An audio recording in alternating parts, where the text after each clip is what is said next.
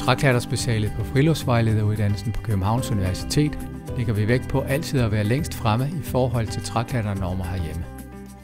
Derfor får du også eksamen på højeste niveau for rekreativ træklatring i Danmark.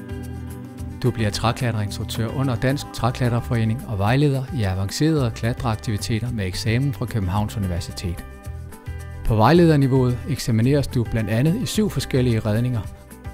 Du får bevis på, at du kan stå for overnatning i træer, høje rebbaner, kæmpegynger, rappellebaner, rebstigebaner og kakao i trætoppene. Det er en fast bestanddel af specialet, at man underviser kursister i et 2-ugers forløb under SSP København, hvor jeg som vejleder er med på sidelinjen under hele forløbet.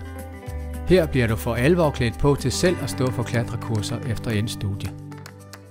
Så hvis du gerne vil nå et rigtig højt niveau og dermed sørge for, at du kan håndtere de situationer, der kan opstå i forbindelse med træklatreaktiviteter, skal du vælge en friluftsvejlederuddannelse med speciale i træklatring fra Københavns Universitet.